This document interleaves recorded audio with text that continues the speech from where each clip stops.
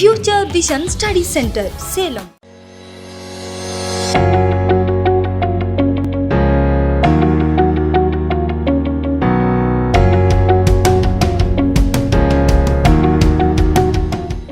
இப்போ இதில் பாருங்க, சயின்ஸ் அண்ட் டெக்னாலஜியில் ஒரு பர்டிகுலர் டாபிக்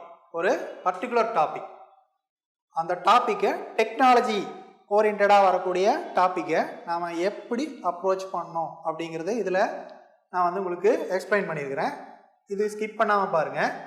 ரைட், ஒரு டாப்பிக்கு இப்போ ஃபைபர் ஆப்டிக்ஸ். என்ன டாபிக்? Fibre optics. ஜென்ரலாக டெக்னாலஜியை பொறுத்தளவுக்கு எந்த டாபிக் கேட்டாலும் சரி, fibre optics, robotics, artificial intelligence, nano technology, laser, maser, satellites, orbits, எது கேட்டாலும் சரி, ரைட்டுங்களா, நம்ம எப்படி ப்ரிப்பேர் பண்ணணும் அப்படிங்கிறத இங்கே சொல்லியிருக்கிறேன். இது ஃபைபர் ஆப்டிக்ஸ் எக்ஸாம்பிளுக்கு சொல்லியிருக்கிறேன். எந்த ஒரு டெக்னாலஜி பார்ட்டாக இருந்தாலும் நம்ம எப்படி ப்ரிப்பேர் பண்ணணும், சப்டாபிக்ஸை எப்படி கவர் பண்ணணும், புரியுதுங்களா, டெக்னாலஜிக்கு நம்ம எப்படி சப்டாபிக்ஸை கவர் பண்ணணும் அப்படிங்கிற விஷயத்த இங்கே நான் எழுதி போட்டிருக்கிறேன் பாருங்க. இப்போ உதாரணத்துக்கு இந்த ஃபைபர் ஆப்டிக்ஸ் அப்படிங்கிற ஒரு டாபிக் எடுத்துட்டிங்கன்னா, அல்லது வேறு எந்த ஒரு டெக்னாலஜி பார்ட்டாக இருந்தாலுமே இதை எப்படி பிரிச்சுக்கணும்? ஃபர்ஸ்ட் வந்து பிரின்சிபல், தத்துவம், அந்த தொழில்நுட்பத்தோட அடிப்படை தத்துவம் என்ன, இது நாம் எங்கே படிச்சிருப்போம்? பேசிக் சயின்ஸில் நாம் படிச்சது. அந்த தொழில்நுட்பத்தோட அடிப்படை தத்துவம் என்ன, இது பிரின்சிபல். இதை தான் நீங்கள் ஃபர்ஸ்ட் இன்ட்ரடக்ஷன்லேயே எழுத போறீங்க. அப்போ எந்த டெக்னாலஜி கேட்டாலும் அதனுடைய அடிப்படை தத்துவம், பேசிக் பிரின்சிபல், இது ஃபர்ஸ்ட் நீங்கள் இன்ட்ரோவில் கொடுக்கணும். ரைட்டா? அடுத்தது ஸ்ட்ரக்சர்.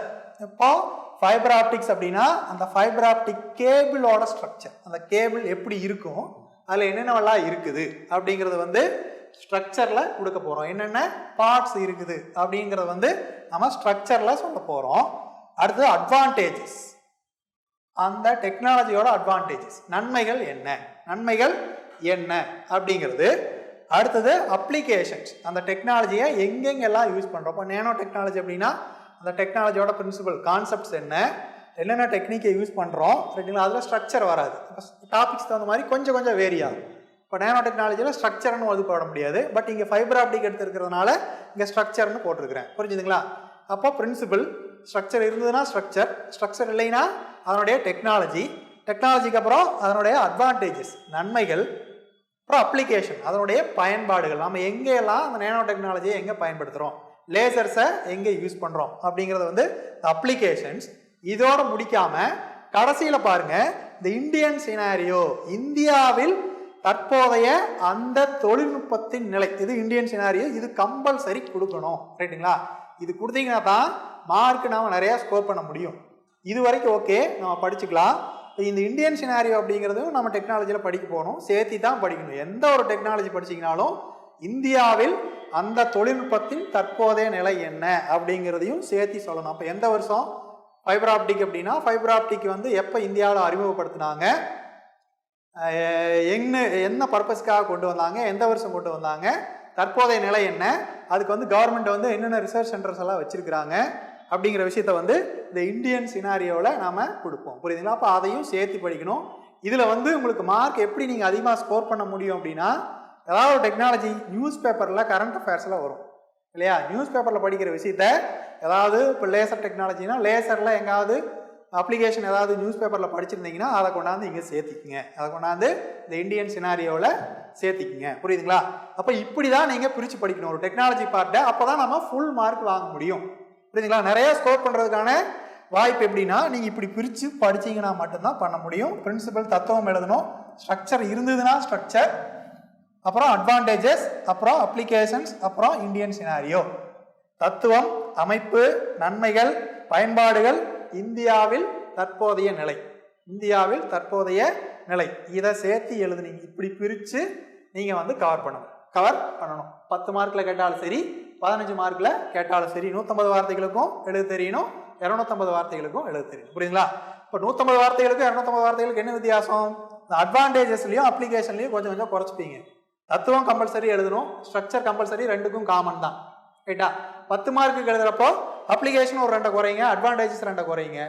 15 மார்க் எழுதுறப்போ 2 பாயிண்ட் சேர்த்து எழுதுனீங்கன்னா கவர் பண்ணிக்கலாம். அவ்வளோதான், வேற ஒன்றும் இல்லை. ரைட்டா? பயப்படாமல் கான்ஃபிடண்ட்டாக ப்ரிப்பேர் பண்ணிங்கன்னா இது சயின்ஸ் அண்ட் டெக்னாலஜி போர்ஷன் ரொம்ப ரொம்ப ஈஸியாகவும் இருக்கும்.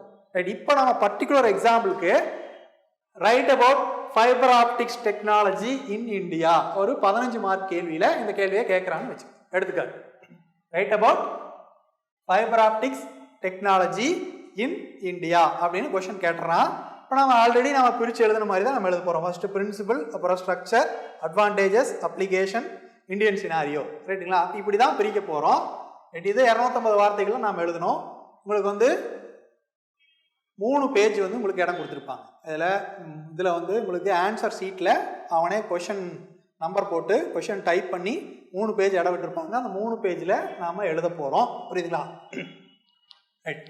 இந்த ஃபைபர் ஆப்டிக் கண்ணாடி இழை தொழில்நுட்பம் அப்படின்னு சொல்லுவோம். இந்த கண்ணாடி இழை தொழில்நுட்பம் அப்படின்னா நீங்கள் பார்த்துருப்பீங்க, ஃபைபர் ஆப்டிக் கேபிள் கேள்விப்பட்டிருப்பீங்க. அட்லீஸ்ட் வீட்டில் நம்ம வந்து கம்ப்யூட்டர் வச்சுருப்போம். ரைட்டுங்களா? கம்ப்யூட்டருக்கு இன்டர்நெட் கனெக்ஷன் கொடுத்துருப்போம். அதாவது ப்ராட்பேண்ட் கனெக்ஷன் வந்து வீட்டில் வாங்கியிருப்போம். இப்போ எல்லாம் என்ன பண்ணுறாங்க, அதே மாதிரி டிவி கேபிள் வருது இல்லையா? டிவி கேபிள், இந்த டிவி கேபிளை நீங்கள் வீட்டில் பார்த்துருப்பீங்க. பழைய கேபிள் செட்டாப் பாக்ஸ் வச்சுருப்பாங்க. செட்டாப் பாக்ஸ்லேருந்து ஒரு ஒயர் வரும். அதில் வந்து டிடிஹெச் வீட்டுக்கு மேலே கொடை மாட்டியிருப்பீங்க இல்லையா? கொடை மாட்டியிருக்கிறதுலேருந்து என்ன பண்ணியிருப்பீங்க, அங்கேருந்து ஒரு கேபிளை வந்து எடுத்துகிட்டு வந்து செட்டாப் பாக்ஸுக்கு வரும். செட்டாப் பாக்ஸ்லேருந்து டிவிக்கு வந்து நம்ம கனெக்ஷன் கொடுத்துருப்போம். இந்த செட்டாப் பாக்ஸுக்கு வர கேபிள் கவனிச்சிருக்கிறீங்களா? அல்லது இந்த அரசு கேபிள் வாங்கியிருந்தீங்கன்னா கேபிள் பார்த்துருப்பீங்க. எப்படி இருக்கும்? ஒரு காப்பர் ஒயர், அதுக்கு மேலே நிறைய இன்சுலேஷன் இருக்கும். உள்ளுக்குள்ள என்ன இருக்கும்? காப்பர் ஒயர் இருக்கும். அது ஆர்டினரி கேபிள். ரைட்டுங்களா? இதுக்கு மாற்றாக வந்தது தான் இந்த fibre optic cable. Fibre optic cable அப்படின்னு சொல்கிறோம். தமிழில் சொல்லக்கூடிய கண்ணாடி இழை, கண்ணாடி இழைகள். இந்த கண்ணாடி இழைகளுக்கும் இந்த சாதாரண காப்பர் ஒயருக்கும் டெக்னாலஜியில் என்ன வித்தியாசம், பேசிக் டிஃப்ரெண்ட் என்ன, இது நீங்கள் வந்து தெரிஞ்சு வச்சுருந்தீங்கன்னா ரொம்ப ரொம்ப நல்லது. அப்போ சின்ன சின்ன விஷயங்களை நாம் நிறையா தெரிஞ்சு வச்சுக்கணும். புரியுதுங்களா? சயின்ஸை படிக்கிறப்பவே, ஸ்கூல் புக்கை படிக்கிறப்பவே இந்த சின்ன சின்ன விஷயங்களை கொஞ்சம் அண்டர்ஸ்டாண்ட் பண்ணி புரிஞ்சு படிங்க. ஒரு கேபிள்னு எடுத்துட்டிங்கன்னா, ரைட்டுங்களா, ஒரு கேபிள், டிவி கேபிள், டிவி கேபிளில் எப்படி சிக்னல் வந்து கடத்தப்படுது, எதை யூஸ் பண்ணி கடத்துறாங்க? உள்ள எதுவுமே இல்லைன்னு இருக்குது, ஒரு மெட்டல் ஒயர். இங்கே ஜென்ரலாக காப்பரை யூஸ் பண்ணுறோம். கரண்ட் எலக்ட்ரிசிட்டி எடுத்துகிட்டு போகிறதுக்கு வீட்டில் வயரிங் பண்ணுறாங்க இல்லையா? அந்த ஒயர் வந்து எதில் வந்து பண்ணியிருக்காங்க, என்ன மெட்டல் யூஸ் பண்ணுறாங்க? ஜென்ரலாக காப்பர் யூஸ் பண்ணுவாங்க. அதே மாதிரி எலக்ட்ரிக்கல் லைன் போஸ்ட் வெளியில் போகுது இல்லையா, வீட்டுக்கு வெளியில் இபி லைனு, அது பார்த்தீங்கன்னா அலுமினியம் யூஸ் பண்ணியிருப்பாங்க. ரைட்டுங்களா? ஒவ்வொரு அப்ளிகேஷனுக்கும் ஒவ்வொரு மெட்டலை வந்து நம்ம யூஸ் பண்ணுறோம். இப்போ மெட்டலை எதுக்கு யூஸ் பண்ணுறோம்? எலக்ட்ரிசிட்டியை கண்டக்ட் பண்ணுறதுக்கு. எதுக்கு யூஸ் பண்ணுறோம்? எலக்ட்ரிசிட்டியை கண்டக்ட் பண்ணுறதுக்கு மெட்டலை யூஸ் பண்ணுறோம். அப்போ பொதுவாக உலோகங்கள் என்ன பண்ணும்? மின்சாரத்தை கடத்தும். உலோகத்தின் பண்புகள் பார்த்தீங்கன்னா அதானே, உலோகங்கள் அப்படிங்கிறவங்க வந்து அப்படிங்கிறது மின்சாரத்தை கடத்தும். இப்போ கேபிள்லையும் நம்ம என்ன பண்ணுறோம்? நம்ம சிக்னலை, நம்ம டேட்டாவை, புரியுதுங்களா, என்ன பண்ணுறோம்? இப்போ ஆடியோ வீடியோ இது ரெண்டையும் வந்து டேட்டாவை நம்ம என்ன பண்ணுறோம்? எலக்ட்ரிக்கல் சிக்னலாக கன்வெர்ட் பண்ணி, அதாவது எலக்ட்ரிக்கல் சிக்னலாக கன்வெர்ட் பண்ணி ஒரு மெட்டல் கேபிளில் எடுத்துகிட்டு வரோம். என்ன கேபிள் எடுத்துகிட்டு வரோம்? காப்பர் கேபிள் எடுத்துகிட்டு வரோம். ரைட்டுங்களா? இப்போ இது எல்லா இடத்துலையும் நம்ம பார்க்குறதா, ஜென்ரலாக இது எல்லாத்துக்கும் தெரியும். இதுக்கு மாற்றாக வந்தது தான் நம்மளுக்கு இந்த கண்ணாடி இழை தொழில்நுட்பம் அப்படிங்கிற ஒரு மிகப்பெரிய வரப்பிரசாதம். வரப்பிரசாதம். புரியுதுங்களா? ரெண்டுக்கு இருக்கக்கூடிய மேஜர் டிஃபரெண்ட், டெக்னாலஜி டிஃபரெண்ட் என்ன அப்படின்னா, ஆர்டினரி ஒயர், சாதாரண கேபிள் ஒயரில் டேட்டா எப்படி டிரான்ஸ்மிட் ஆகுது, எப்படி கடத்தப்படுது அப்படின்னா, எப்படி கடத்தப்படுது? எலக்ட்ரிக்கல் சிக்னலாக கடத்தப்படுது. இதில் சாதாரண கேபிள் ஒயரில் டேட்டா அப்படிங்கிறது எப்படி கடத்தப்படுது? எலக்ட்ரிக்கல் சிக்னலாக கடத்தப்படுது. ரைட்டுங்களா? அப்போ அந்த கேபிளில் நீங்கள் டேட்டாவை டிரான்ஸ்மிட் பண்ணணும் அப்படின்னா நம்மளுக்கு என்ன வேணும்? எலக்ட்ரிசிட்டி வேணும், கரண்ட் வேணும். கரண்ட் சிக்னலாக தான் எடுக்கும். கரண்ட் ஆஃப் ஆயிடுச்சுன்னா கேபிள் கட் ஆகிறதுக்கு காரணம் என்ன? இதுதான் காரணம். புரியுதுங்களா? இப்போ வீட்டில் உங்களுக்கு பார்த்தீங்கன்னா அந்த பூஸ்டர் பாக்ஸ் வந்து மாட்டிருப்பாங்க. கேபிள் மாட்டிருந்தாங்கன்னா ஒரு பூஸ்டர் பாக்ஸ் வச்சுருப்பாங்க, பார்த்துருக்கீங்களா இல்லையா? அந்த பூஸ்டர் பாக்ஸ் என்ன பண்ணியிருப்பாங்க? ப்ளக்கில் குத்திருப்பாங்க. சப்போஸ் நம்ம வீட்டில் கரண்ட் போச்சுன்னா என்ன ஆகாது? வீட்டில் கேபிள் வராது. இப்போ வந்து ஒவ்வொன்றுக்கும் செட்டாப் பாக்ஸ் கொடுத்துட்டாங்க, கேபிள்லேயே செட்டாப் பாக்ஸ் கொடுத்துட்டாங்க. நான் சொல்கிறது ஒரு 5 வருஷத்துக்கு முன்னாடி. புரியுதுங்களா? அப்போ கரண்ட் இருந்தால் மட்டும்தான் இங்கே டேட்டா டிரான்ஸ்மிட் ஆகும். அப்போ ஆர்டினரி கேபிளில் டேட்டா நாம் எடுத்துகிட்டு போகிறதுக்கு என்ன வேணும்? எலக்ட்ரிக்கல் சிக்னல் வேணும். ரைட்டுங்களா? ஃபைபர் ஆப்டிக்ஸ் கண்ணாடி இழை தொழில்நுட்பம் அப்படிங்கிறது இதுக்கு டெட் ஆப்போசிட். இங்க எலக்ட்ரிக்கல் சிக்னல் தேவையில்லை. இங்க டேட்டாவை எப்படி டிரான்ஸ்மிட் பண்றோம் அப்படின்னா லைட் சிக்னலா டிரான்ஸ்மிட் பண்றோம். புரியுதுங்களா? பேசிக் டிஃபரன்ஸ் என்ன? இங்க எலக்ட்ரிக்கல் சிக்னல், இங்க வந்து லைட் சிக்னல். ஒளி அலைகளை பயன்படுத்தி நம்ம டேட்டாவை ஒரு இடத்துல இருந்து இன்னொரு இடத்துக்கு எடுத்துட்டு போறோம், லைட். புரியுதுங்களா? அப்ப இங்க வந்து எலக்ட்ரிசிட்டி தேவையில்லை. இது நம்மளுக்கு ஒரு மிகப்பெரிய அட்வான்டேஜ். அப்போ டேட்டா ஒரு இடத்துல இருந்து இன்னொரு இடத்துக்கு எடுத்துட்டு போறதுக்கு நம்மளுக்கு என்ன தேவையில்லை? எலக்ட்ரிசிட்டி தேவையில்லை. அதுதான் ஒரு பெரிய அட்வான்டேஜ். புரியுதுங்களா? ரைட். அப்ப இதுதான் டெக்னாலஜியோட டிஃப்ரெண்ட். எதனால ஃபைபர் ஆப்டிக்கை நான் யூஸ் பண்றோம் அப்படிங்கிறதுக்கான ஒரு விளக்கத்தை நான் உங்களுக்கு கொடுத்துருக்கிறேன். இதெல்லாம் நம்ம எழுத வேண்டிய அவசியம் கிடையாது. பேப்பர்ல நோட்ஸ் கொடுக்குறப்போ எழுத வேண்டிய அவசியம் கிடையாது. புரியுதுங்களா? ரைட். ஃபர்ஸ்ட் வந்து இந்த ஃபைபர் ஆப்டிக்ஸோட பிரின்சிபல், தத்துவம் என்ன? இந்த தத்துவம் போறதுக்கு முன்னாடி இதெல்லாம் நம்ம பேசிக் சயின்ஸ்ல படிச்ச ஒரு முக்கியமான விஷயம். என்ன படிச்சோம்? ஆல்ரெடி படிச்சிருப்போம். ரெஃப்ராக்ஷன், ஒளி விலகல். ஒளி எப்படி விலகல் அடையும்? ஒளியானது ஓர் ஊடகத்திலிருந்து இன்னொரு ஊடகத்துக்கு செல்லும் பொழுது, ஒரு மீடியம்ல இருந்து இன்னொரு மீடியத்துக்கு போகும் பொழுது தன்னுடைய பாதையை விட்டு விலகல் அடையும். தன்னுடைய பாதையை விட்டு விலகல் அடையும். ஒன்னா இப்படி விலகல் அடையும் அல்லது இப்படி விலகல் அடையும். இப்படி நேரா போகணும், நேரா போகாம என்ன பண்ணுது? ஒன்னா இப்படி பெண்ட் ஆகும், இல்லைன்னா இப்படி பெண்ட் ஆகும். ரெண்டு சினாரியோ இருக்குது. கேட்டுங்களா? இந்த சினாரியோ, ரெண்டு சினாரியோ எப்படி மாறும் அப்படின்னா இந்த டென்சர் மீடியம் ரேரர் மீடியம் பொறுத்து, அந்த ஊடகத்தோட அடர்த்தி மாறுபாட்டை பொறுத்து, ஊடகத்தோட அடர்த்தி மாறுபாட்டை பொறுத்து. புரியுதுங்களா? என்ன ஆகும்? இது வந்து இந்த விலகல் அடைகிறது அப்படிங்கிறது வந்து ஒன்றுக்கு ஒன்று மாறுபடும். சரிங்களா? இது வந்து ஒரு லேயர். இது வந்து இந்த ரெண்டு மீடியத்தையும் பிரிக்கக்கூடிய லேயர்னு வச்சுக்கோங்க. இது வந்து லைட் ரே இங்கே வந்து படுது. இது வந்து சப்போஸ் டென்சர் மீடியம் அல்லது ரேரர், இது ரேரர் மீடியம். இது வந்து அடர் மிகு ஊடகம், இது வந்து அடர்குறை ஊடகம் அப்படின்னு வச்சுக்கோங்க. புரியுதுங்களா? இது அப்படியே மாறி இருந்தால் இன்னொரு சினாரியோ வரும். இப்போ டென்சர் டு ரேரராக இருந்ததுன்னா இது என்ன சொல்லுவோம்னா நார்மல். நார்மல்னா என்ன? இந்த ரெண்டையும் பிரிக்கக்கூடிய ஊடகம் இருக்கு இல்லைங்களா? அதாவது ரெண்டு ஊடகத்தையும் பிரிக்கக்கூடிய இந்த லேயர், இந்த லேயர், இந்த லேயருக்கு பர்பண்டிகுலராக இருக்கிற ஒரு லைன், இதை நார்மல்னு சொல்லுவோம், குத்துக்கோடு. புரியுதுங்களா? இந்த சர்ஃபேஸ் இருக்கு இல்லையா? இந்த சர்ஃபேஸுக்கு பர்பண்டிகுலராக இருக்கிற இந்த லைனை, இது இமேஜினரி லைன் தான், இதை வந்து நார்மல், குத்துக்கோடுன்னு சொல்லுவோம்.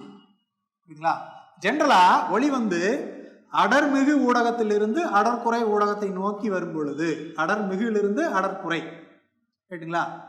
டென்சர் டு ரேரரா இருந்ததுன்னா லைட் ரே எப்படி ரிஃப்ளெக்ட் ஆகுதுன்னா bends away from the normal. புரியுதுங்களா? குத்துக்கோட்டை விட்டு விலகல் அடையும், இப்படி விலகி போகும். புரியுதுங்களா? எங்கிருந்து வந்ததுன்னா டென்சர்ல இருந்து ரேரருக்கு வந்ததுன்னா. இதே சினாரியோ மாறி இது ரேரரா இருந்து இது டென்சரா இருந்ததுன்னு வச்சுக்கோங்களேன், it bends towards the normal. சரிங்களா? இது என்ன ஆகுது? இப்படி போக வேண்டியது இப்படி பெண்ட் ஆகுது, டுவார்ட்ஸ் நார்மல், குத்துக்கோட்டை நோக்கி விலகல் அடையும். எங்கிருந்து வந்ததுன்னா அடர்குறை ஊடகத்திலிருந்து அடர் மிகு ஊடகத்துக்கு ஒளிக்கதிர் வரும்பொழுது. இது ரெண்டு சினாரியோ. இல்லாம ஒரு சினாரியோ தான் நாம இங்க எடுத்துக்கிறோம். ரைட்டுங்களா?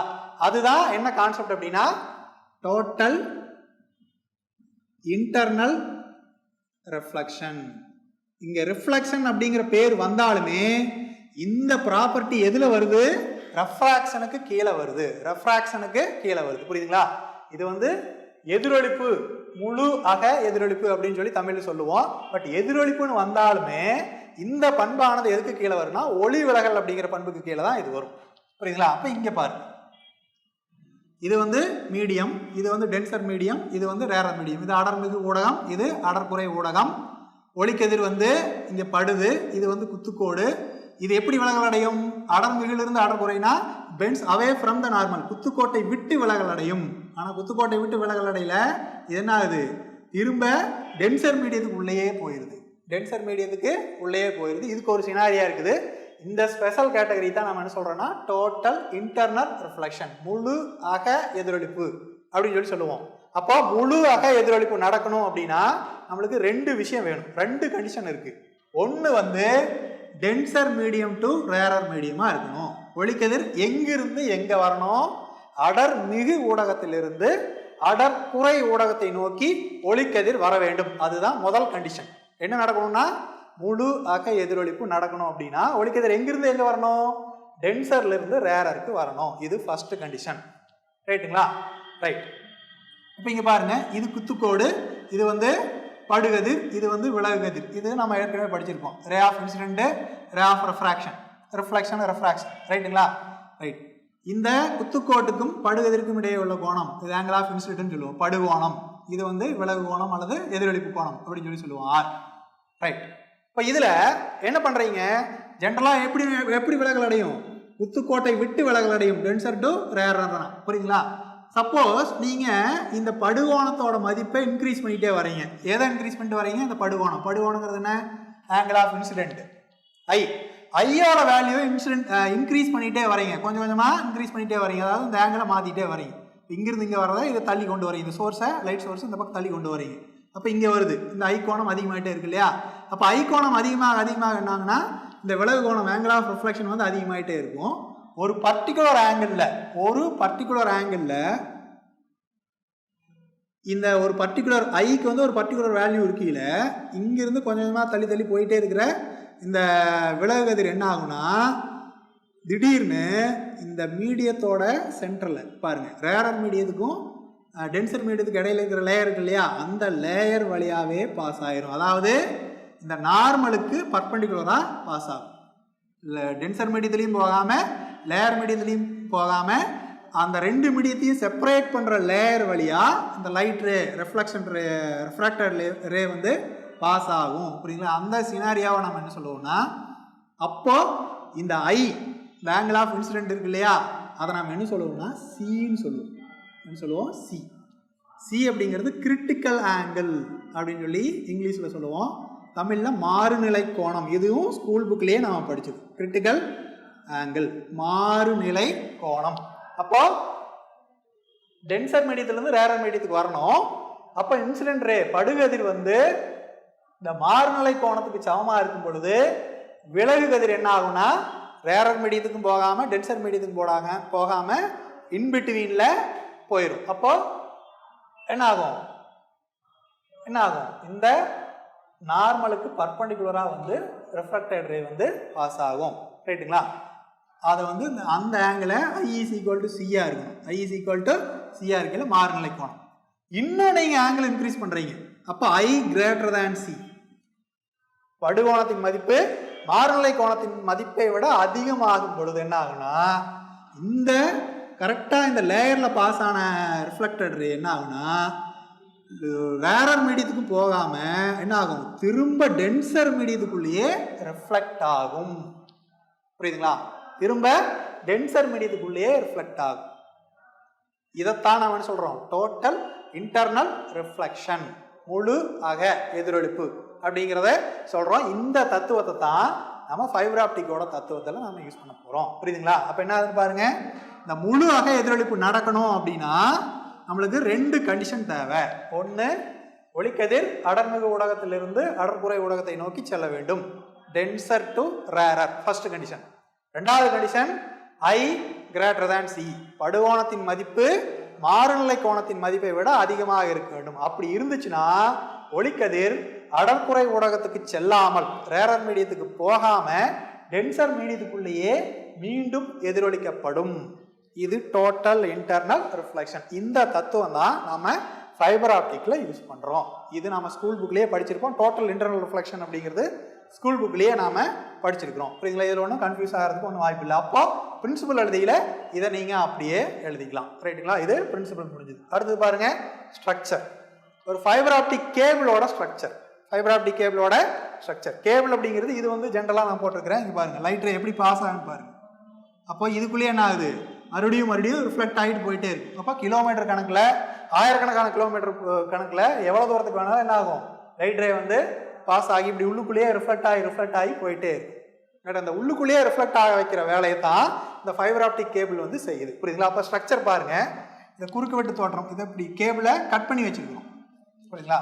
இந்த மைய இலைன்னு சொல்லுவது கோர், இது வந்து கோர். இதுதான் ஃபைபர் ஆப்டிக்கல் கேபிளோட முக்கியமான வேலை. இந்த கோருக்குள்ளதான் லைட்டோட ரிஃப்ளெக்ஷன் நடந்துட்டே இருக்கு. இங்க போட்டிருக்கிறது கோர், இங்க தனியாக போட்டு காட்டியிருக்கேன் இல்லையா? இது வந்து கோரா எடுத்துக்கிட்டீங்கன்னா இந்த கோருக்குள்ளேயே என்ன ஆகுது? லைட் ரிஃப்ளெக்ஷன் ஆகிட்டே இருக்கு. இந்த மைய இலைக்குள்ள தான் லைட் வந்து மீண்டும் மீண்டும் எதிரொலிக்கப்பட்டு நீண்ட தூரத்துக்கு எடுத்து செல்லப்படும். புரியுதுங்களா? ஒளி இலைகள் என்ன வேகத்தில் பயணம் செய்யுது? ஒளியின் திசை வேகம் நம்மளுக்கு தெரியும் இல்லையா? 3 × 10⁸. அப்போ அந்த ஸ்பீடில் போகிறதுனால டேட்டா வந்து ஃப்ராக்ஷன் ஆஃப் செகண்டில் ஒரு இடத்துல இருந்து இன்னொரு இடத்துக்கு போயிடும். இதுக்கு லேட்டெல்லாம் ஆகாது. ரிஃப்ளெக்ஸ் ஆகிறதுனால லேட் ஆகலாம் கிடையாது. வித்தின் ஃப்ராக்ஷன் ஆஃப் செகண்டு நீங்கள் எவ்வளோ தூரம் வேணாலும் சிக்னல் வந்து நம்மளுக்கு பாஸ் ஆயிரும். புரியுதுங்களா? ரைட். ஸ்ட்ரக்சர் பாருங்கள். இதை கோர்னு சொல்லுவோம். இதுக்குள்ளே தான் நம்மளுக்கு என்ன நடக்குது? இந்த முழு அக எதிரொலிப்பு நடக்கும். டோட்டல் இன்டர்னல் ரிஃப்ளெக்ஷன் வந்து இதுக்குள்ளே தான் நடக்கும். அப்போது டோட்டல் இன்டர்னல் ரிஃப்ளெக்ஷன் எங்கே நடக்கும்? டென்சர் மீடியத்துக்குள்ளே தான் நடக்கும். அதனால் இந்த கோர் வந்து என்னவா இருக்குன்னா டென்சர் மீடியமாக ஆக்ட் பண்ணும். கேபிளுக்குள்ளே இந்த கோர் வந்து என்னவா ஆக்ட் பண்ணும்? டென்சர் மீடியமாக ஆக்ட் பண்ணும். நாம் இவ்வளோ பெருசு இங்கே கேபிள் போட்டிருக்கிறோம். உங்கள் நார்மல் கேபிள் பார்த்துருப்பீங்க, ஒரு சுண்டு வரல் சைஸுக்கு இருக்கும். அதுக்குள்ளே ஒரு காப்பர் கம்பி பெருசாக இருக்கும். பார்த்துருக்கீங்களா இல்லையா? இங்கே வந்து அந்த காப்பர் கம்பி இருக்கு இல்லையா? அந்த காப்பர் கம்பியிலேயே 100ல் 1 பங்கு தான் இந்த ஃபைபர் ஆப்டிக் கேபிள். புரியுங்களா? சின்ன கண்முடி அல்லது தலைமுடி அளவோட டயாமீட்டர் திக்னஸில் அந்த நம்ம முடியோட திக்னஸ் தான் ஒரு ஃபைபர் ஆப்டிக் கேபிளோட திக்னஸ். அவ்வளோ குட்டியாக இருந்தால் போதும் நம்மளுக்கு. புரியுதுங்களா? ரைட். அதெல்லாம் அட்வான்டேஜில் பார்ப்போம். அப்போ பாருங்கள், இது வந்து என்னவா இருக்குன்னா இது கோராக இருக்கும். இந்த கோரில் வந்து என்ன யூஸ் பண்ணுவாங்கன்னா ஜென்ரலாக பிளாஸ்டிக் ஆர் கிளாஸ். கோரில் யூஸ் பண்ணக்கூடியது வந்து ஒன்றா கண்ணாடி இலை இல்லைன்னா பிளாஸ்டிக் இலை யூஸ் பண்ணுவாங்க. இது என்ன ஆக்ட் பண்ணும்? டென்சர் மீடியமாக இருக்கும். அப்போ அடர்த்தி அதிகமாக இருக்கும். ரைட்டுங்களா? அதை சுற்றி இன்னொரு லேயர் இருக்கும். அந்த லேயர் வந்து கிளாடிங் அப்படின்னு சொல்லுவோம். ரைட்டுங்களா? அதுக்கு சில பொருள்களெல்லாம் யூஸ் பண்ணுறாங்க. இந்த கிளாடிங் அப்படிங்கிறது என்னவா ஆக்ட் பண்ணும் அப்படின்னா ரேரர் மீடியம், அடர்குறை ஊடகமாக இருக்கும். புரியுதுங்களா? அதை சுற்றி இன்சுலேஷன், இது இன்சுலேட்டர் ஜாக்கெட்டுன்னு சொல்லுவாங்க. இந்த பிளாஸ்டிக் உரை போட்டிருப்பாங்க இல்லையா? Plastic coating. காப்பர் ஒயர் பார்க்குறீங்களா? கம்பி எலக்ட்ரிக்கல் ஒயர் பார்க்குறீங்க இல்லையா? அதனோட சாதாரண ஒரு இன்சுலேஷன் இருக்கும், பிளாஸ்டிக் இன்சுலேஷன். அவ்வளோதான். அப்போ இங்கே என்ன நடக்குன்னு பாருங்கள். லைட்டை வந்து ஃபஸ்ட்டு ஒரு ஆங்கிளில் ஒரு பர்டிகுலர் ஆங்கிளில், அந்த பர்டிகுலர் ஆங்கிள் எப்படி இருக்கணும்? I > C இருக்கணும். அப்போ தான் நம்மளுக்கு டோட்டல் இன்டர்னல் ரிஃப்ளெக்ஷன் நடக்கும் இல்லையா?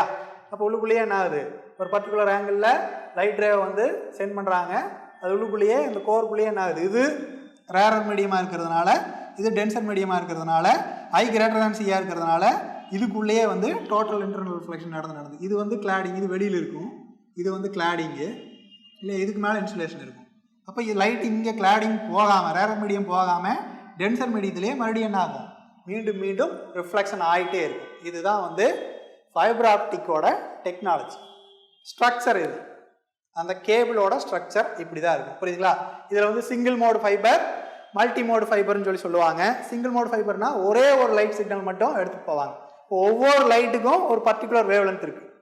இதுவும் நம்ம படிச்சிருப்போம் இல்லையா? ஒவ்வொரு லைட்டுக்கும் ஒரு பர்டிகுலர் வேவ் லென்த், ஒரு குறிப்பிட்ட அலைநீளம் இருக்கும். அதை வச்சு தான் அந்த லைட்டோட கலரே வந்து அதை வந்து நம்ம வேவ் லென்த் வச்சு தான் ஃபிக்ஸ் பண்ண போகிறோம் இல்லையா? அப்போ ஒவ்வொரு வேவ் லென்த்துக்கும் ஒரு பர்டிகுலர் கலர் இருக்கும். இப்போ இது வந்து ஒரே ஒரு சிக்னல் மட்டும் போகுது இதில். ரைட்டுங்களா? இது சிங்கிள் மோடு ஃபைபர்னு சொல்லுவோம். இதுலேயே மல்டி மோடு ஃபைபர் அப்படின்னா இதுலேயே இன்னும் வேறு சிக்னல், இதில் இன்னொரு லைட் சிக்னல் இப்படி போகும். இல்லைங்களா? இப்படி எடுத்துகிட்டு போகிறது இது மல்டி மோடு ஃபைபர். திக்னஸ் ஜென்ரலாக வந்து எப்படி இருக்குன்னா 10 மைக்ரான் to 15 மைக்ரான். இதுதான் கேபிள் ஆப்டிக்கல் ஃபைபர் கேபிளோட திக்னஸ். ஜென்ரலாக எவ்வளோ இருக்கும்? 10 மைக்ரான் to 15 மைக்ரானாக இருக்கும், 50 மைக்ரானாக இருக்கும். இதில் வந்து 10 micron single mode fibre, 50 micron அப்படின்னா வந்து மல்டி மோடு ஃபைபர். கொஞ்சம் திக்னஸ் அதிகமாக இருக்குது. அப்போது மைக்ரான் சைஸ் தான், தலைமுடி அளவுக்கு தான் சைஸ். சரிங்களா? ஃபைபர் ஆப்டிக் கேபிள் பார்த்துருப்பீங்க. இப்போ வீட்டில் ப்ராட்பேண்ட் கொடுத்துருந்தீங்கன்னா உங்களுக்கு ஃபைபர் ஆப்டிக் லைன் கொடுக்குறாங்க இன்டர்நெட்டுக்கு இல்லையா? அப்போ நீங்கள் அதில் ஏதாவது அந்த கேபிளை கட் பண்ணி பார்த்தீங்கன்னா தெரியும். ஒரு கேபிள் நம்ம சுண்டு வரல் சைஸ் இருக்குன்னா அதை கட் பண்ணிங்கன்னா அதில் 100கணக்கான ஃபைபர் ஆப்டிக் கேபிள் இருக்கும். புரியுதுங்களா? இப்போ நீங்கள் இது காப்பர் ஒயர் எடுத்துட்டிங்கன்னா ஒரே ஒரு கேபிள் தான் வரும். பட் ஃபைபர் ஆப்டிக் லைனை கட் பண்ணி பார்த்தீங்கன்னா 100கணக்கான ஃபைபர் ஆப்டிக் கேபிள் வந்து வரும் அந்த திக்னஸ்லேயே. அதனால தான் ஃபைபர் ஆப்டிக் லைன் கட் ஆயிடுச்சுன்னா வந்து ஈஸியாக வந்து நம்ம காப்பர் கம்பியை ஜாயின் பண்ணுற மாதிரி டேப்பெல்லாம் போட்டு சுற்ற முடியாது. அதுக்கு மெஷின் வேணும். எந்த பர்டிகுலர் வேவ் லென்த் லைட் வந்து எதில் போகுது அப்படின்னு சென்ஸ் பண்ணி ஜாயின் பண்ணோம். அது வந்து கொஞ்சம் சிக்கலான விஷயம். மற்றபடிக்கு டேட்டா டிரான்ஸ்மிட் பண்ணுறதுக்கு ரொம்ப ரொம்ப சிம்பிளான வே வந்து செலவு குறைந்த, எளிதில் கடத்தப்படக்கூடிய, நம்மளுக்கு தொந்தரவு இல்லாத ஒரு டெக்னாலஜி அப்படிங்கிறது வந்து நம்மளுக்கு இந்த ஃபைபர் ஆப்டிக் டெக்னாலஜி. புரியுதுங்களா? இதுதான் வந்து ஸ்ட்ரக்சர் முடிஞ்சிருச்சா? இப்போ இதில் என்னென்ன பார்ட்ஸ் யூஸ் பண்ணுவாங்க? அப்போ அது ஜென்ரலாக நம்மளே யோசித்து எழுதலாம். பேசிக் சயின்ஸ் உருப்படியாக படிச்சிருந்தீங்கன்னா அதான் யோசிச்சு எழுதலாம். அப்போ இதில் என்னென்ன வேணும்? டேட்டாவை நம்ம என்ன பண்ணணும்? ஃபஸ்ட்டு லைட் சிக்னலாக கன்வெர்ட் பண்ணணும் இல்லையா? டேட்டாவை நம்ம என்ன பண்ணணும்? லைட் சிக்னலாக கன்வெர்ட் பண்ணணும். அப்போது எலக்ட்ரிக்கல் சிக்னலாக இருக்கிற டேட்டாவை லைட் சிக்னலாக கன்வெர்ட் பண்ணணும். ரெண்டாவது, லைட் சிக்னலாக ரிசீவ் பண்ணுற எண்டில் என்ன இருக்கணும்? லைட் சிக்னலை ரிசீவ் பண்ணி திரும்ப எலக்ட்ரிக்கல் சிக்னலாக மாற்றணும். அப்போ இதுக்கு என்ன பண்ணுவாங்க? ரிசீவரும் டிரான்ஸ்மிட்டரும் புரியுதுங்களா வச்சுருப்பாங்க. இப்போ டிரான்ஸ்மிட்டராக என்ன யூஸ் பண்ணுவாங்க? டேட்டா வந்து டிரான்ஸ்மிட் பண்ணுறதுக்கு என்ன வச்சுருப்பாங்க அப்படின்னா, நம்ம ஏதாவது ஒரு லைட் சோர்ஸ் வேணும். லைட் சோர்ஸ், இங்கே லைட் சோர்ஸ் என்னென்னா எலக்ட்ரிக்கல் சிக்னலை லைட் சிக்னலாக கன்வெர்ட் பண்ணுற லைட் சோர்ஸ். என்ன ஜென்ரலாக என்ன சொல்லுவோம்? எல்இடி, நார்மல் எல்இடி, இங்கே ஐஎல்இன்னு சொல்லுவோம். இந்த எல்இடி லைட்டை தான் நம்ம என்ன பண்ண போகிறோம்? இங்கே வந்து லைட் சோர்ஸாக யூஸ் பண்ணுவாங்க. எலக்ட்ரிக்கல் சிக்னல் வரும், அதுலேருந்து வரக்கூடிய எலக்ட்ரிக்கல் சிக்னல் அந்த பர்டிகுலர்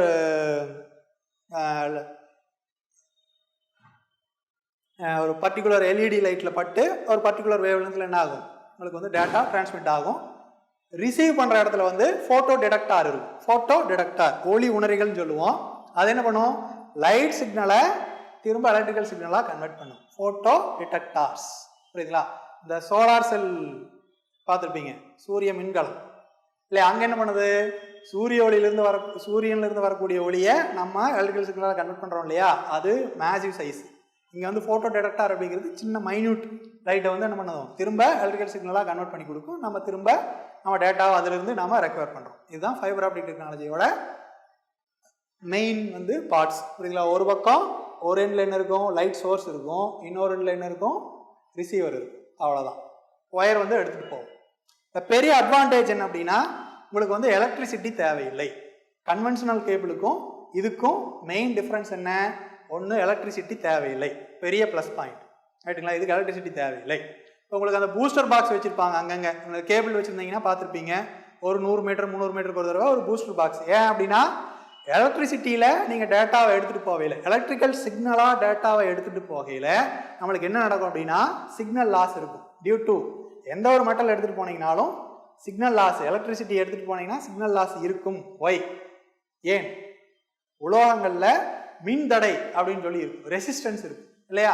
இப்போ ரெசிஸ்டன்ஸ் இருக்கிறதுனால நம்ம எடுத்துகிட்டு போகக்கூடிய எலக்ட்ரிசிட்டியோட எனர்ஜி, எலக்ட்ரிக்கல் எனர்ஜி என்ன ஆகும்னா ஹீட் எனர்ஜியாக கன்வெர்ட் ஆகிறதுனால நம்மளுக்கு டேட்டா லாஸ் இருக்கும். அதை நம்ம குறைக்கிறதுக்காக என்ன பண்ணுவோம்? அங்கங்கே ஆம்பிளிஃபயர் பூஸ்ட் பண்ணணும். ஆம்பிளிஃபயர் வச்சு என்ன பண்ணுவாங்க?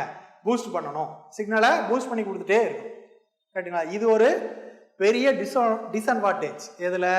ஆர்டினரி கேபிளில். ஃபைபர் ஆப்டிக் கேபிளில் நம்ம என்ன பண்ண தேவையில்லை அப்படின்னா, இந்த பூஸ்டர் பாக்ஸ் தேவையில்லை, லைட் சிக்னலாக தான் போகுது, அதனால் எனர்ஜி லாஸ் இருக்காது. லைட் சிக்னலாக போகிறதுனால எனர்ஜி லாஸ் இருக்காது. இப்போ அதில் வந்து ரிப்பீட்டர்னு சொல்லுவோம், அந்த பூஸ்டர் ஆம்பிளிஃபயர் பாக்ஸை ரிப்பீட்டர் அப்படின்னு சொல்லி சொல்லுவோம். இந்த ரிப்பீட்டர் டிஸ்டன்ஸ் பார்த்தீங்கன்னா ஆர்டினரி கேபிளில் 100 மீட்டர் 200 மீட்டர் 300 மீட்டர்னு வச்சா, இங்கே சாதாரணமாக 80 கிலோமீட்டருக்கு ஒரு பூஸ்டர் பாக்ஸ் இருந்தால் போதும். இதில் ஃபைபர் ஆப்டிக்கில் 80 கிலோமீட்டர்ஸ்க்கு ஒரு பூஸ்டர் பாக்ஸ் இருந்தால் கூட போதும். இங்கே சிக்னல் லாஸ் அப்படிங்கிறது ரொம்ப ரொம்ப மினிமம், பிகாஸ் ரெசிஸ்டன்ஸ் கிடையாது. உலோகங்களில் மின்தடை இருக்கும், நம்ம ஒளி அலைகளாக எடுத்துகிட்டு போகிறதுனால இங்கே லாஸ் இருக்காது. அது ஒரு பெரிய அட்வான்டேஜ். அப்போ எலக்ட்ரிசிட்டி தேவையில்லை, சிக்னல் லாஸ் இருக்காது. மூணாவது பாயிண்ட் பார்த்தீங்கன்னா, கேபிளோட சைஸ் ரொம்ப ரொம்ப குட்டி, அப்போ குட்டியாக இருக்கிறதுனால ஒரு சுண்டு வரல் சைஸுக்கு இருக்கிற ஒரு கேபிள்லேயே நீங்கள் என்ன பண்ணலாம்? நிறையா ஃபைபர்ஸை எடுத்துகிட்டு போகலாம். அப்போ நிறையா டேட்டாவை எடுத்துகிட்டு போக முடியும். கன்வென்ஷனல் கேபிளில் ஒரு கேபிளில் எடுத்துகிட்டு போகிற சிக்னலை அதே சைஸ் இருக்கக்கூடிய ஃபைபர் ஆப்டிக் கேபிளில் பல ஆயிரம் மடங்கு அதிகமான டேட்டாவை எடுத்துகிட்டு போகலாம். அப்போ ஸ்பீடு வந்து நம்மளுக்கு இன்க்ரீஸ் ஆகும் புரியுதுங்களா? ஃபைபர் ஆப்டிக் லைனில் ஸ்பீடு வந்து நம்மளுக்கு அதிகமாக கிடைக்குது புரியுதுங்களா? இப்போ நீங்கள் உங்களுக்கு தெரியும், வீட்டில் இப்போது ஸ்மார்ட் டிவி வச்சுருப்பீங்க. இப்போ இந்த ஓடிடியில் வந்து படமெல்லாம் பார்ப்பீங்க, டிவியில் கனெக்ட் பண்ணி படம் பார்ப்பீங்க. இப்போ நெட்ஃப்ளிக்ஸ் இருக்குது, அமேசான் ப்ரைம் இருக்குது, ஆப்பிள் டிவி இருக்குது. இந்த மாதிரி இந்த ஓடிடி பிளாட்ஃபார்ம்ஸில் நீங்கள் படம் பார்க்குறதுக்கு, ஸ்மார்ட் டிவியில் படம் பார்க்கணும் அப்படின்னா என்ன வேணும் நம்மளுக்கு? ஃபஸ்ட்டு இன்டர்நெட் வேணும். எப்படி இன்டர்நெட் வேணும்? ஹை ஸ்பீடு இன்டர்நெட் வேணும். High speed. இப்போ சாதாரணமாக ஒரு 4K டிவியில் ஒரு 4K படம் பார்க்குறீங்க அப்படின்னு வச்சுங்களேன். இப்போ 4K படம் எங்கே பார்க்கலாம்? டிவி 4K இருக்கும், 4K கண்டென்ட் வேணும் இல்லையா? இப்போ 4K கண்டென்ட் வேணும்னா நம்ம எதில் பார்க்கலாம்? நெட்ஃப்ளிக்ஸ். ஓடிடியில் வந்து நெட்ஃப்ளிக்ஸ் 4K கண்டென்ட் அதிகமாக இருக்கிறது. இப்போ நெட்ஃப்ளிக்ஸ் பிளாட்ஃபார்ம் நம்மளுக்கு வந்து நம்ம டிவியில் பார்க்கணும் அப்படின்னா ஜென்ரலாக நெட்ஃப்ளிக்ஸ் ஓப்பன் ஆகிறதுக்கு மினிமம் ஸ்பீடு எவ்வளோ வேணும்னா 25 Mbps ஸ்பீடு வேணும். 25 MBPS ஸ்பீடு இருந்தால் தான் நெட்ஃப்ளிக்ஸில் ஒரு 4K கண்டென்ட் வந்து ஓப்பன் ஆகி நீங்கள் டிவியில் பிளர் ஆகாமல் ஒரு ஃபுல் 4K கண்டென்ட் வந்து நம்ம டிவியில் 4K ஸ்மார்ட் டிவியில் பார்க்க முடியும். ரைட்டுங்களா? ஸோ அப்போ ஹை ஸ்பீட் இன்டர்நெட் வேணும். அப்போ அதுக்கு எது யூஸ் ஆகுது? ஃபைபர் ஆப்டிக் கேபிள் வந்து யூஸ் ஆகுது. அப்போ ஹை ஸ்பீட் இன்டர்நெட்டு ஒரே சமயத்தில் அதிக அளவு டேட்டாவை எடுத்துகிட்டு போகிறதுக்கு அந்த ஃபைபர் ஆப்டிக் கேபிள் யூஸ் ஆகுது. அப்போ பார்த்தீங்கன்னா இந்த சைஸு சுண்டு வரல் சைஸ் இருக்கக்கூடிய கன்வென்ஷனல் கேபிள் எடுத்துகிட்டு போகிற டேட்டாவோட சுண்டு வரல் சைஸ் இருக்கிற ஃபைபர் ஆப்டிக் லைன் அப்படின்னா அதுக்குள்ளேயே மோர் தென் 100 ஃபைபர் ஆப்டிக் லைன் வரும். 100, 200, 300 ஃபைபர் ஆப்டிக் லைன் வந்து அதே கேபிள் எடுத்துகிட்டு வரலாம். அதனால் ஹை ஸ்பீட் டேட்டாவையும் அதில் நம்ம எடுத்துகிட்டு வரதுனால உங்களுக்கு வந்து இடம் வந்து குறைவான இடத்துல அதிகமான டேட்டாவை நம்மளால் டிரான்ஸ்மிட் பண்ண முடியுது. இது ஒரு பெரிய அட்வான்டேஜ். ரெண்டாவது, ஹீட் ஆகாது. ரைட்டுங்களா? இதில் ரெசிஸ்டன்ஸ் இருக்கிறதுனால ஹீட் ஆகும். இந்த கேபிளில் வந்து ரெசிஸ்டன்ஸே இல்லை, அதனால் ஹீட் ஆகாது. அதுவும் பிரச்சனை இல்லை, இடத்த அடைக்காது. ரெண்டாவது, காப்பரோட கம்பேர் பண்ணையில் ஃபைபர் ஆப்டிக் கேபிளோட ரேட்டு ரொம்ப ரொம்ப குறைவு. காப்பரோட ரேட்டு உங்களுக்கு தெரியும். ஒரு கிலோ போனீங்கன்னா 200 ரூபா 300 ரூபா காப்பர் வரும். காப்பர் கேபிள் வாங்கியிருந்தா தெரியும், வீட்டுக்கு வயரிங்க்கு காப்பர் கேபிள் வாங்குவீங்க இல்லையா? அந்தோட கம்பேர் பண்ணையில் பல மடங்கு குறைவான ரேட்டில் நம்மளுக்கு ஃபைபர் ஆப்டிக் கிடைக்கும். ஃபைபர் ஆப்டிக் கேபிள் வந்து கிடைக்கும். ஏன் அப்படின்னா ஃபைபர் ஆப்டிக் கோரில் என்ன யூஸ் பண்ண போகிறோம்? வெறும் பிளாஸ்டிக்கோ அல்லது கிளாஸ் தான், ரொம்ப சீப்பான ஐட்டம் தான். ஸோ அது ஒரு காஸ்ட் வைஸும் பார்த்தீங்கன்னா வெரி வெரி எஃபெக்டிவாக இருக்கும். இதெல்லாம் வந்து ஃபைபர் ஆப்டிக் கேபிளோட அட்வான்டேஜஸ், நன்மைகள். புரியுதுங்களா? அப்புறம் இதை எங்கெல்லாம் யூஸ் பண்ணுறோம்? இன்றைக்கி எல்லா இடத்துலையும் ஃபைபர் ஆப்டிக் இன்டர்நெட் எங்கெல்லாம் இருக்குதோ, ஹைஸ்பீட் இன்டர்நெட் எங்கெல்லாம் போகுதோ அங்கெல்லாம் கம்பல்சரி நம்ம ஃபைபர் ஆப்டிக் லைனை வந்து நம்ம யூஸ் பண்ணிகிட்டு இருக்கிறோம். இதெல்லாம் ஜென்ரலாக எழுதிடலாம். ரைட்டுங்களா? கடைசியாக எழுத போகிறது இந்தியன் சினாரியோ. இந்தியாவில் ஃபைபர் ஆப்டிக் லைன் எப்போ வந்தது? இப்போ இதுக்கு வந்து கொஞ்சம் நீங்கள் ஹிஸ்ட்ரியில் படிச்சிருந்தீங்கன்னாவே ஹிஸ்ட்ரியிலேயே நீங்கள் இதெல்லாம் படிச்சிருப்பீங்க. தகவல் தொழில்நுட்ப புரட்சி. ரைட்டுங்களா? ராஜீவ்காந்தி பீரியடில் 1984க்கு அப்புறமா தான் இந்த கம்ப்யூட்டர் டெக்னாலஜி அப்படிங்கிறது இந்தியாவுக்குள்ளே வருது. அதில் மெயினாக ஃபஸ்ட்டு கம்ப்யூட்டர் டெக்னாலஜி இன்டர்நெட்டுன்னு ஒன்று வரப்பவே, இன்டர்நெட் வேணும் அப்படின்னா நம்மளுக்கு என்ன வேணும்? முதல்ல ஃபைபர் ஆப்டிக் வேணும். ஃபைபர் ஆப்டிக் வேணும் இல்லையா? அப்போ ஃபைபர் ஆப்டிக் எப்போ வருது? இந்தியாவில் ராஜீவ்காந்தி 1984 இந்திரா காந்தி இறந்ததுக்கப்புறம் ராஜீவ்காந்தி பிரதமர் ஆகிறாரு. அவர் பிரதமர் ஆகினதுக்கு அப்புறம் தான் சாம் பிட்ராடோ, இந்த பேரை நீங்கள் கேள்விப்பட்டிருப்பீங்க நிறைய பேர், நிறைய பேருக்கு தெரிஞ்சிருக்காது. சாம் பிட்ராடோன்னு இருக்கிறாரு. ஒரிசா மாநிலத்தை சேர்ந்த ஒரு சயின்டிஸ்ட். அவர் யூஎஸில் வந்து இருந்தவர். யூஎஸில் வந்தீங்கன்னா ஒரு 30க்கும் மேற்பட்ட பேட்டன் ரைட். புரியுதுங்களா? பேட்டன் ரைட்னா உங்களுக்கு தெரியும். 30க்கும் மேற்பட்ட பேட்டன் ரைட்டு யூஎஸில் அவர் பேரில் இருக்கு. எது சம்பந்தமான? இந்த தகவல் தொழில்நுட்பம். புரியுதுங்களா? தகவல் தொழில்நுட்பத்தில் 30க்கும் மேற்பட்ட பேட்டன் ரைட் வந்து அவர் வச்சிருந்தாரு. அவரை கூட்டிகிட்டு வந்தார் ராஜீவ்காந்தி. அவரை திரும்ப இந்தியாவை கூட்டிகிட்டு வந்து அவருக்கு வந்து அவர் மூலமாக என்ன பண்ணுறாங்க? ஃபைபர் ஆப்டிக் டெக்னாலஜியை இந்தியாவில் டெவலப் பண்ணுறாங்க. அதுக்கப்புறம் தான் இன்டர்நெட் வருது. இப்போ இது வந்து இந்தியன் சினாரியோ. இது நம்ம கிளாஸில் உங்களுக்கு டீட்டெயில்டாக நோட்ஸ் கொடுப்போம். புரியுங்களா? அப்போ இந்த மாதிரி தான் நீங்கள் என்ன பண்ண போகிறீங்க? ஒரு டாப்பிக்கை சப் டாப்பிக்கை கவர் பண்ண போகிறீங்க. அப்போ ஃபைபர் ஆப்டிக்னு எடுத்துட்டிங்கன்னா ஃபஸ்ட்டு பிரின்சிபல் எழுதுவீங்க. ரைட்டுங்களா? பிரின்சிபலில் இந்த படம் கம்பல்சரி போட்டிருக்கணும்.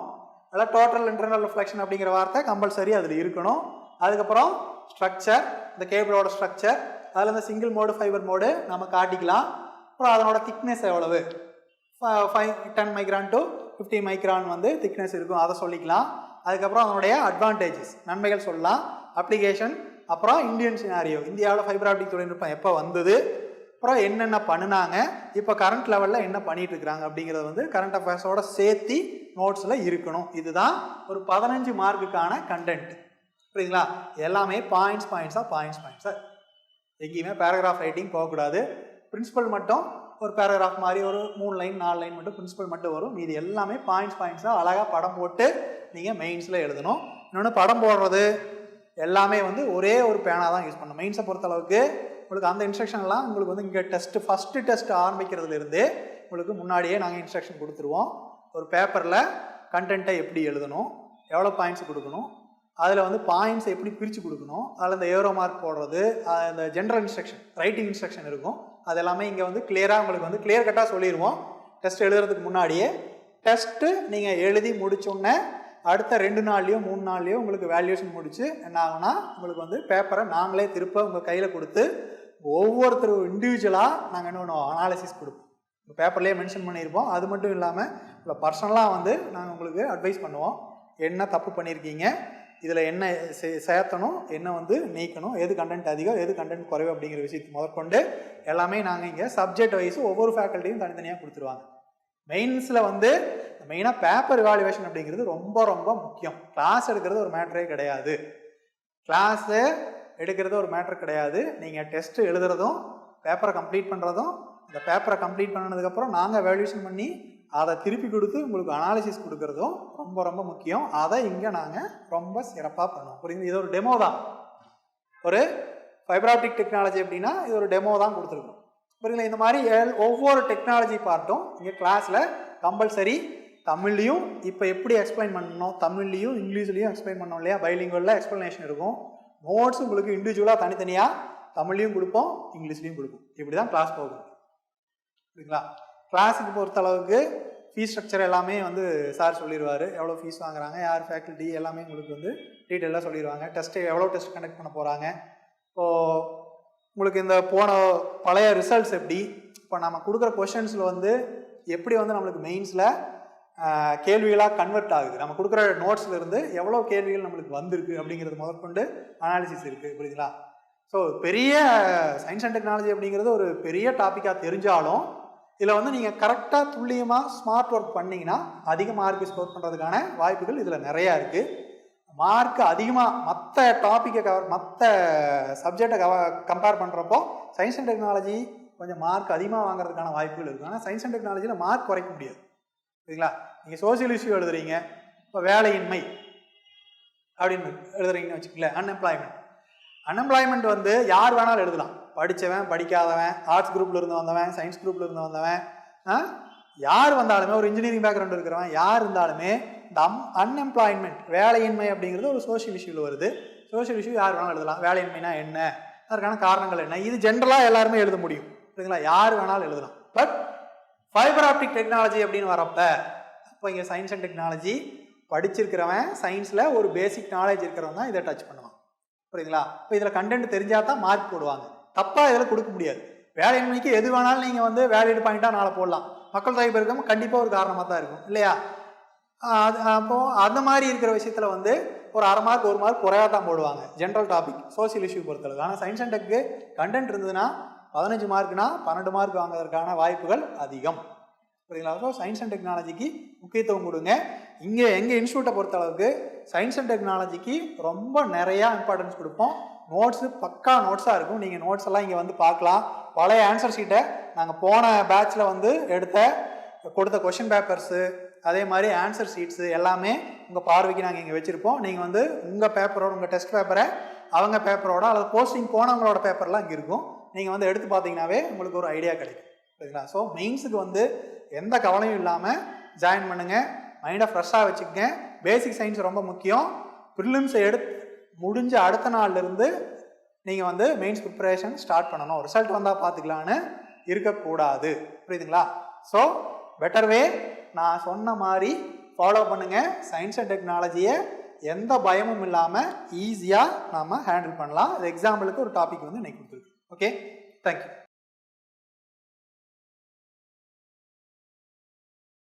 Future Vision Study Center, SKS Hospital Road, opposite to Hotel Lakshmi Prakash, near New Bus Stand, Salem. Cell 90420 30163.